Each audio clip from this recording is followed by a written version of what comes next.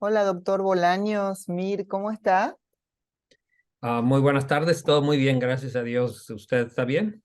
Todo muy bien aquí por su país, por México, paseando un poquito, conociendo Bueno. la Huasteca Potosina. ¿Usted ha venido? Ah, ¿Conoce? no, no conozco la Huasteca, no. Pero le han Ah, hablado. ya tengo un tío que se dedicó a estudiar la Huasteca toda su vida profesional y publicó libros al respecto, pero yo nunca he estado por ahí. Qué interesante. Bueno, le iba a pedir si se puede presentar y contarnos acerca de del trabajo que realiza. Seguro. Mi nombre es Javier Bolaño Smith. Soy médico hematólogo, oncólogo y soy especialista en trasplante de médula ósea. Yo me dedico a la investigación científica en el área de trasplante y sus complicaciones. ¿Cómo era su papá? ¿Qué hacía su papá en México? Mi papá era ingeniero por estudios y él tuvo múltiples trabajos cuando yo era muy pequeño. Sin embargo, mis padres se divorciaron cuando yo tenía 4 años aproximadamente y mi contacto con mi papá fue muy reducido hasta que yo fui un adulto. Mi mamá fue maestra toda su vida. Cuando yo era muy pequeño, ella era directora de una secundaria.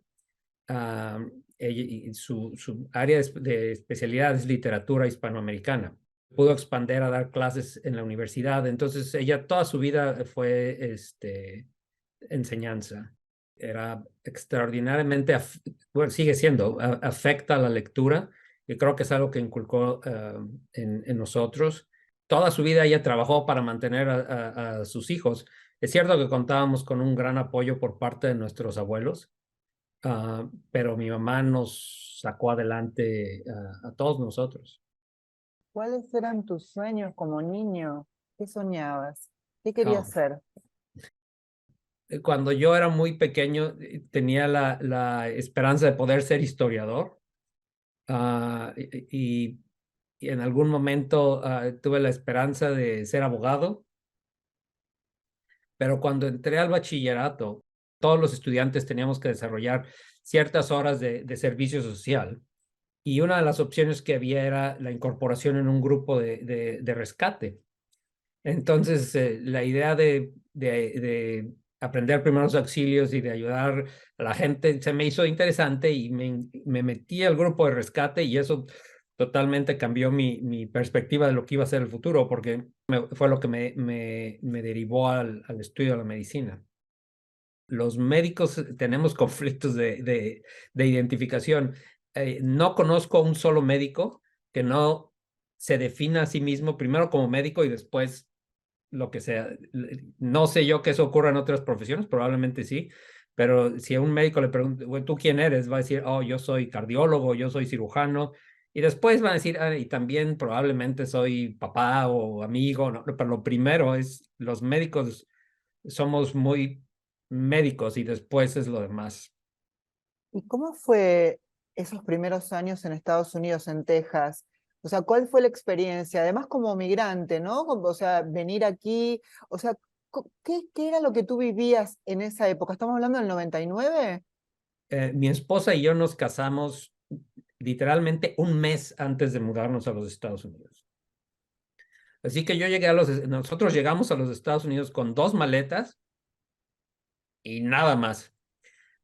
Y yo fui aceptado a hacer mi residencia en una universidad en Texas, Texas Tech University, que estaba en un lugar a la mitad en ningún lado. La universidad es una universidad grande.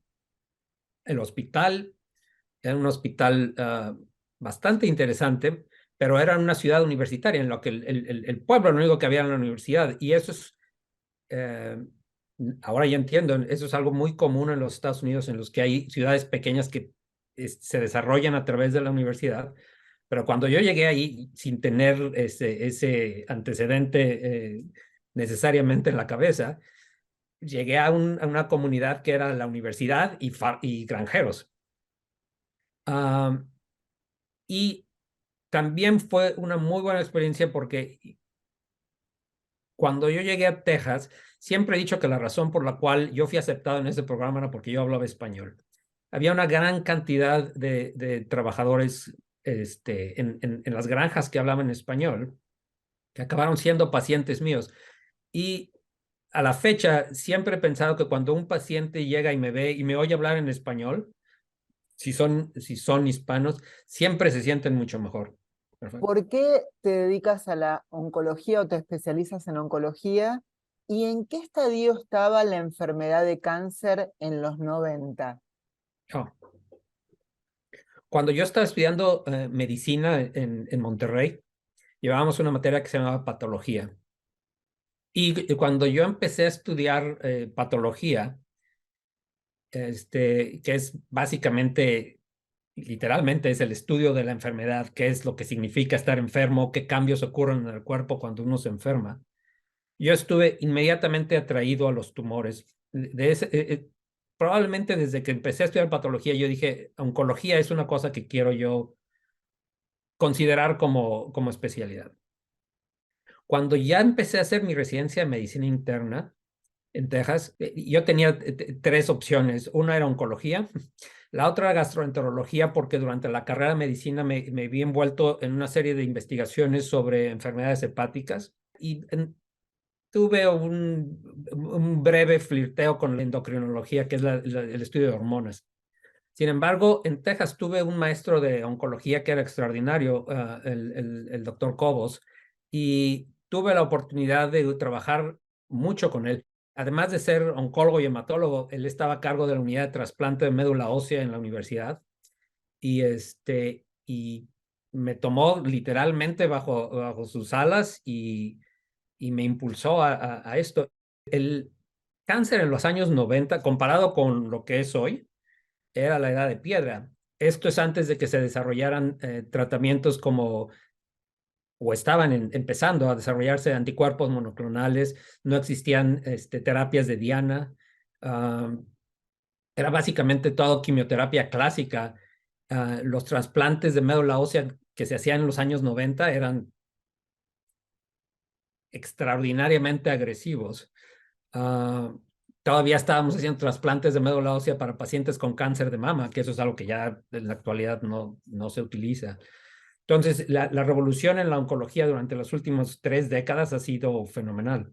Tú tienes como varios desarrollos, ¿no? Uno tiene que ver específicamente con la investigación, pero en primer lugar está la prevención y la terapia de la enfermedad de injerto contra huésped. ¿Me lo puedes hablar un poquito en forma sencilla para que Seguro. todos podamos entender?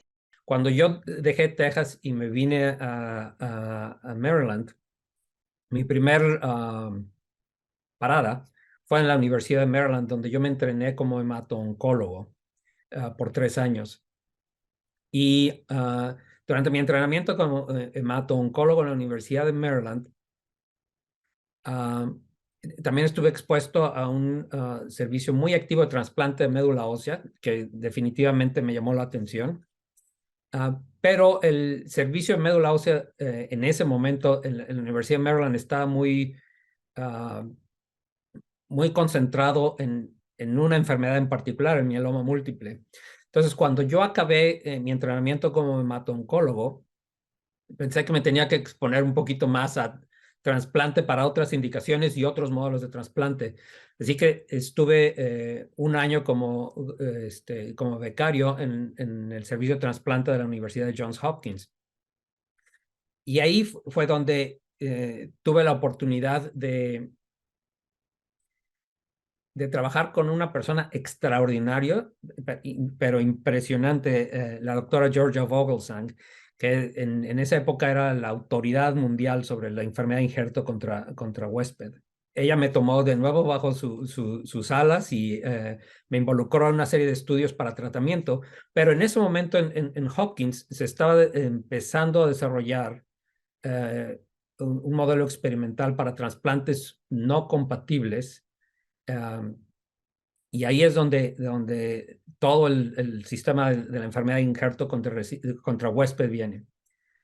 Cuando yo hago un trasplante de médula ósea, lo que hago es le doy al paciente B la médula del paciente A. right? Entonces yo llego al paciente A, le saco la médula, al paciente B le tengo que dar quimioterapia o radiación para prepararlo y le doy la médula del paciente A, right?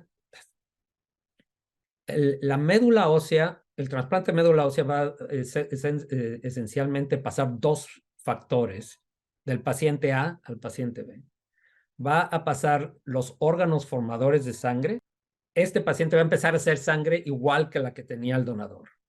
Entonces, si el paciente tenía un distinto grupo de sangre, se lo voy a cambiar porque ahora está haciendo sangre que viene del donador.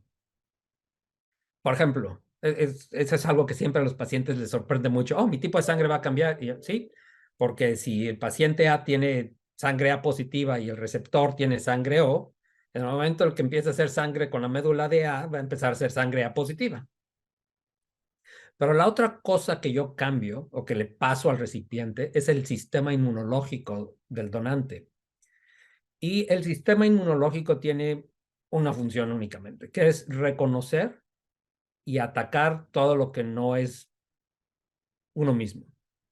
Entonces, cuando yo le paso la médula de A a B, el sistema inmune de A adentro de B va a empezar a decir, oh, este no es A.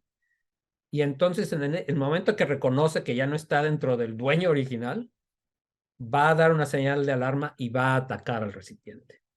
Y eso es lo que nosotros llamamos la enfermedad de injerto contra huésped. El injerto es el donante, el huésped es el recipiente, y lo que está ocurriendo es que nosotros estamos pasando el sistema inmune de una persona a la otra y al sistema inmune no le hace gracia ese cambio. Y por esa situación se desarrolla esta enfermedad. Ahora, esto es una enfermedad que se reconoció muy temprano en el desarrollo del trasplante médula ósea. En los años 50, 60 ya se conocía que existía en los 60 ya se conocía que existía este problema, se llamaba, o le decían en ese momento, la segunda enfermedad. Cuando se desarrolló o se reconoció que existía esta segunda enfermedad, que después se llamó injerto contra huésped, se empezaron a desarrollar maneras para tratarla y para prevenirla. Y a finales de los años 70, principios de los años 80, se vino o se creó la combinación de dos drogas, metotrexate y ciclosporina, y se descubrió que los pacientes que recibían un trasplante y recibían metotrexate y ciclosporina tenían menor riesgo de desarrollar injerto contra huésped, y si lo desarrollaban probablemente iba a ser de menor severidad que los pacientes que recibían nada o que recibían las drogas por individual. Y eso fue el estándar desde los años 80 hasta hace un par de semanas. Esa era la combinación clásica que se utilizaba para prevenir la enfermedad. Cuando yo llegué a Hopkins como becario, en Hopkins se estaba empezando a desarrollar la plataforma con ciclofosfamida para hacer trasplantes no compatibles. Esto probablemente también requiere un poquito de explicación. Cuando yo hago el trasplante de A para B, históricamente lo que quería yo estar seguro para reducir el riesgo de esta complicación es que A y B fueran similares. Y entonces se hacían estudios de compatibilidad. Y si A y B eran compatibles, yo podía hacer el trasplante y entonces el riesgo de complicaciones era menor. El único problema es que si uno se limita únicamente a pacientes con donadores compatibles, nunca ocurren los trasplantes. La mayoría de los pacientes no van a tener un donador compatible. Entonces, a pesar de que el trasplante pudiera ayudar a curarles, no sirve porque la mayoría de los pacientes no van a tener la opción a esta cura.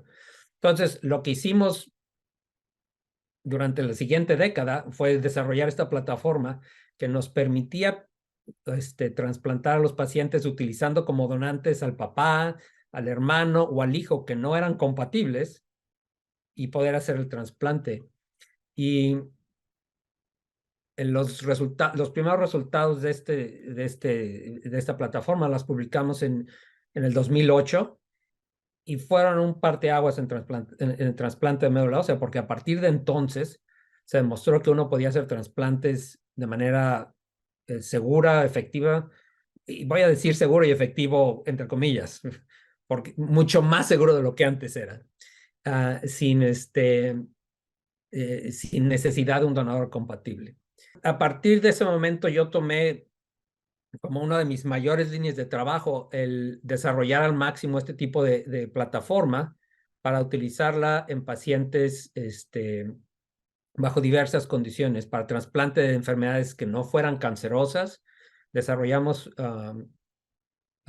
un programa que puede curar una enfermedad que se llama anemia falciforme, que es un problema de salud en los Estados Unidos muy serio para los pacientes que son de herencia africana, pero que indudablemente es un problema mundial. Es muy común en lugares del Mediterráneo, es muy común en África, es muy común en Cuba, por ejemplo.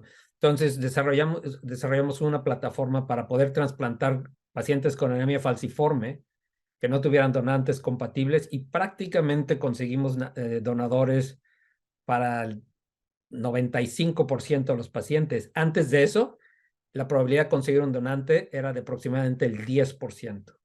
Entonces, totalmente revolucionamos el cuidado de pacientes con anemia falciforme y hoy en día esto es un tratamiento que se aplica probablemente en la mayoría de los países industrializados. Empezamos a desarrollar un programa en el cual estamos ya haciendo trasplantes no compatibles, no únicamente entre familiares, ya no es nada más mi hermano que no es compatible o mi hijo que no es compatible o mi nieto que no es compatible, sino empezar a usar donadores no relacionados que no fueran compatibles.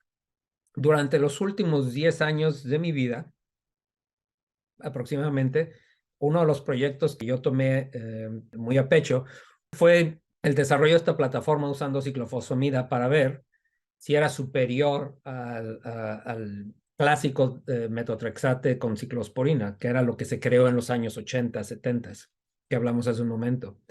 El último de estos estudios se publicó hace 3 semanas, me parece, el 22 de junio fue que se publicó. Y de nuevo hizo que que se considera a partir de ahora la ciclofosfamida como el estándar para prevención de la enfermedad de injerto contra huésped. Y esto no nada más son 20 años de trabajo, son múltiples estudios científicos, publicaciones para convencer a la humanidad, porque no es nada más que Javier se parara en un lugar público y decir, no, es que ahora tenemos que hacer esto. Tiene uno que demostrar con datos que esto es superior, que esto se puede hacer, que esto es seguro, um, y que los pacientes van a tener mejores resultados utilizando este abordaje en contrario a utilizar los abordajes anteriores. Yo he leído que tú hablas que en un futuro y bajo condiciones controladas, el trasplante de médula ósea ofrecería la posibilidad de curar el VIH.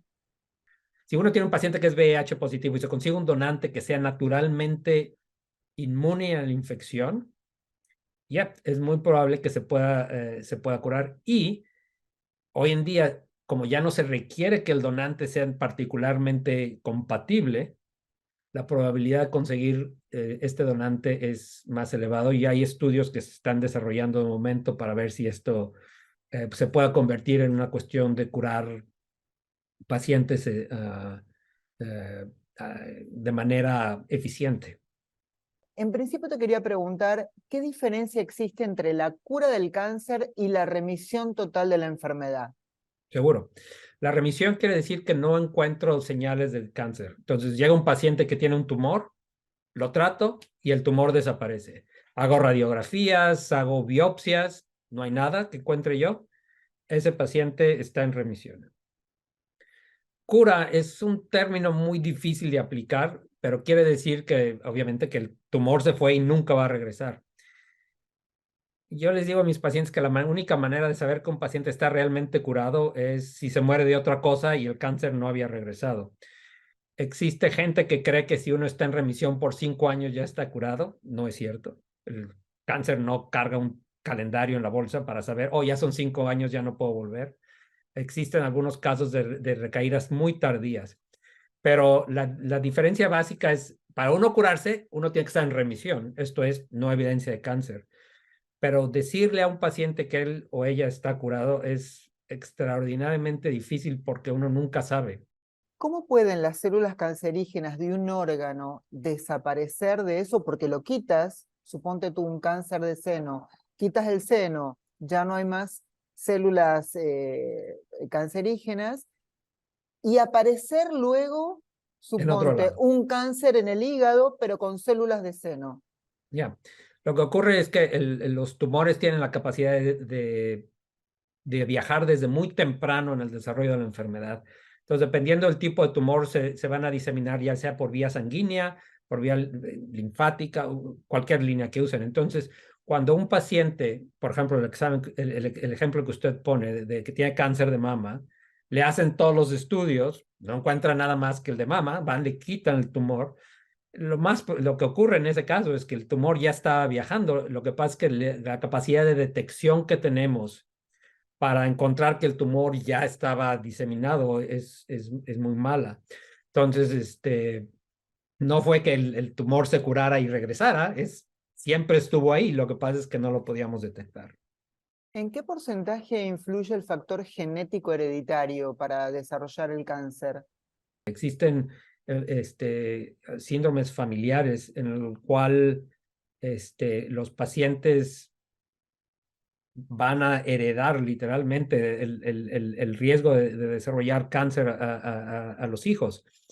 La mayoría de los casos de cáncer, sin embargo, como nosotros lo entendemos de momento, son lo que llamamos esporádicos. Esto es, a Juan le dio cáncer de pulmón, suponiendo que no fuera fumador, por ejemplo. Fue mala suerte, no fue porque lo heredara necesariamente de los padres.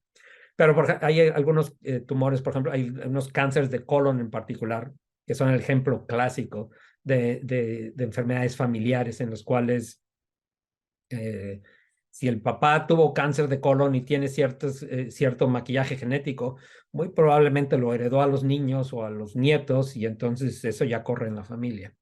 Pero la mayoría de los casos de cáncer son esporádicos. ¿Cuánto crees que ha avanzado en el tema diagnóstico temprano la enfermedad?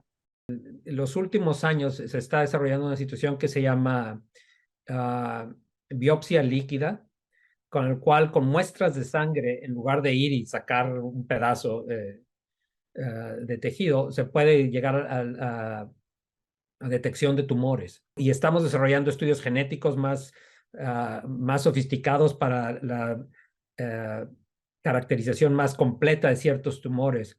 Pero aún si vamos a cuestiones menos sofisticadas, probablemente, en los últimos 20 años vino a desarrollarse y a utilizarse de manera común estudios como la tomografía de emisión de positrones, que también en los 90 era un sueño, y que ahora nos permite hacer seguimiento de tumores con muchísimo más facilidad que las tecnologías anteriores. Entonces, los estudios diagnósticos que utilizamos para detección temprana, para seguimiento, para mejor caracterizar los tumores, han cambiado muchísimo y creo yo que en muchos casos están probando, dándonos información que es muchísimo más útil para nosotros tratar mejor a los pacientes. ¿Qué tipo de cáncer tiene más chance de tener tratamiento más efectivo? Por ejemplo, que estén en fase 3. ¿Cuál te parece a ti que sería eso? Oh, existen muchos tumores que ya son curables, ¿verdad?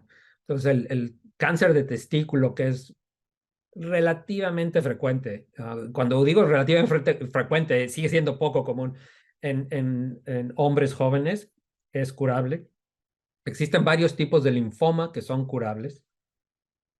Existe la leucemia infantil, la leucemia linfoblástica infantil es curable en una gran mayoría de los casos. El linfoma de Hodgkin es curable.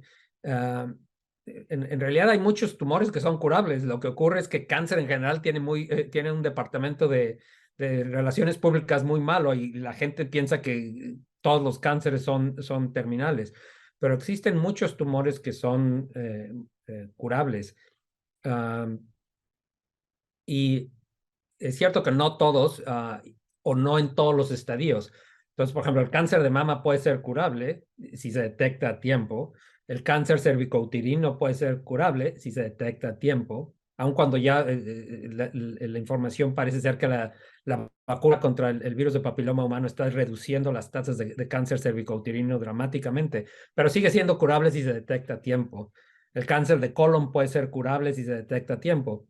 Um, pero hay muchísimos tumores que son curables y aún tumores que hace 5 años, 10 años era imposible suponer que fueran curables, como el cáncer de pulmón. Ahora ya hay medicamentos que nos permiten tratar tumores de cáncer de pulmón que hace 10 años hubiera sido imposible imaginar que se pudieran tratar. Por último, ¿qué podría decir, doctor, a aquellos pacientes que en este momento están padeciendo la enfermedad del cáncer, a las familias? eh, ¿Qué mensaje podría dar esperanzador, si se quiere? Porque nunca hay que dejar de luchar. Y lo que tiene que ver con lo emocional, en esta enfermedad es muy importante, como en todas, el factor de cuánto uno pone de su actitud y no se abandona, ¿no es cierto? Pero, ¿qué podría usted dar como último mensaje? Creo yo que en general para los pacientes y las familias de los pacientes que están sufriendo una enfermedad como esta, deben de saber que habemos muchas personas alrededor del mundo que estamos trabajando seriamente por tratar de mejorar la situación. Estamos tratando de evitar complicaciones de tratamiento, que estamos tratando de desarrollar tratamientos más eficaces y que muy probablemente sea cuestión de tiempo antes de que los pacientes se puedan beneficiar, pero el esfuerzo está, el esfuerzo existe y es algo en lo que las personas que nos dedicamos a esto lo tomamos muy en serio. Um, Así que no están solos en ese aspecto. Estamos trabajando por mejorar tanto su sobrevivencia como su calidad de vida. Y obviamente esto va desde el médico que los está tratando en la clínica cuando ellos van a ver al médico, hasta la última persona que está trabajando en la universidad de donde sea, ya sea en el laboratorio o en estudios clínicos con pacientes, todos estamos trabajando con el objetivo común de hacer que la vida de estos pacientes mejore. Doctor, quiero agradecerle por todo lo que compartió y decirle que lo admiro, y si tuviera Bueno, que compararlo digamos, para algo que la gente pueda entender con respecto al fútbol, usted sería como un jugador de élite, estaría en el Barcelona o jugando en la Premier League, seguramente. Así que, ya creo yo que la comparación es válida, no los salarios, pero la comparación es válida. Gracias por bueno, eso. bueno, muchas Y gracias le por su agradezco mucho tiempo. el que me haya buscado. Disfruté mucho la charla. Creo que nunca había tenido yo una plática de este tipo y el poder compartir qué es lo que hago, cómo lo hemos hecho y demás, fue muy interesante y se lo agradezco mucho. Gracias, doctor Bolaños. Le mando un beso, un abrazo desde aquí hasta Baltimore. Muchas Cuídese gracias. mucho. Espero que disfrute San Luis. Gracias, gracias, así lo estoy haciendo.